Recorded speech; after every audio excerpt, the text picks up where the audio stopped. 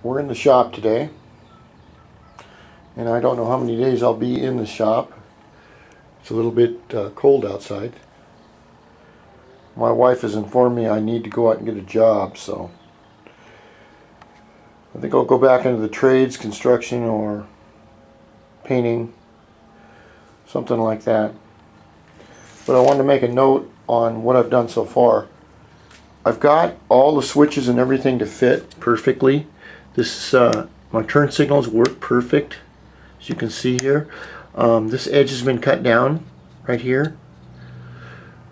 This switch is a master switch right here, and this is controlled by this thick red wire. I've run a thick red power lead, and I've also run a black lead underneath the fairing right here. And then I've also got these neat looking little lugs here that you put your regular wiring onto the battery, like right here, and then you put your thicker wire on the lugs. And the reason I've done this is because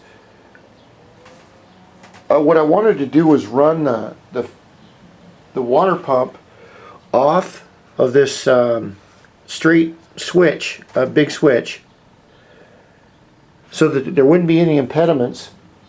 And then instead of grounding all of everything to the frame, which you can do, and it works, but it's better to ground to the battery, I believe. Now what this switch will control is it will turn on the light to the cylinder head temperature. It will also run the light and the and this alternator battery deal. Let's see if I can do that without a... Yeah. And it will also run the light that's in here. I think that's got a really cool blue light. Then in the front, and I'm just about done with it,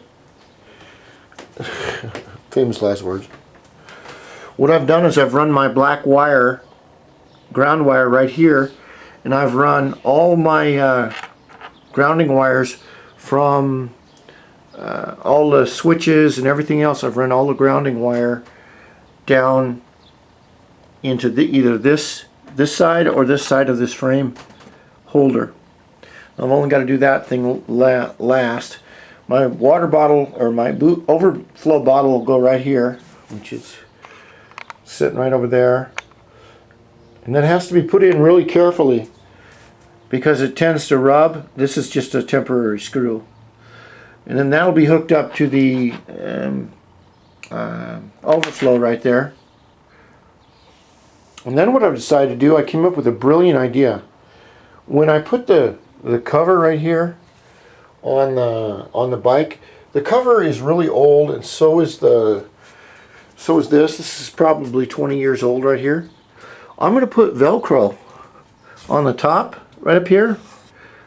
I'm going to put Velcro right across the top here, and it'll hold on. It'll hold the fairing in place better than these three little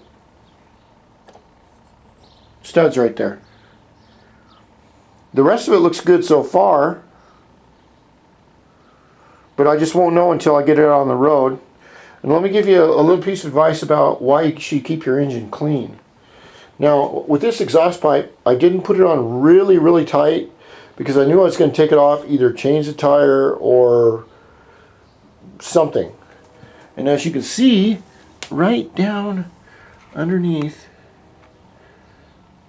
the exhaust pipe, it started to leak oil. And that's my fault. But the thing is, if you keep your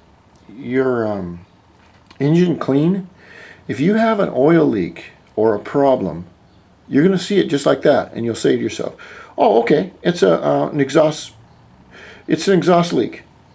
Now it shouldn't leak like that, but I've had it idling for maybe 20 minutes, so it has a tendency to load up. And if you do have a small leak right there, which you're not supposed to have, and no leaks in the pipe, then this is the area that was leaking before right here. If this cracks out again, then I'll be able to tell that's going to be a problem. My CDI, I thought about that. I'm going to put some Velcro on the back of it right there, and right there, and I'm going to stick that CDI right just like that. I really like this little CDI. I wish I had an adjustable one, but I don't know where you can. I saw them years ago, but I don't know where you can get them now. So the throttle works perfect. The mirrors are all in place. The fairing fits really nice. The only trade-off that I have, which I can live with, is that this chrome housing is pretty large right here. And we're at 6 minutes. Okay.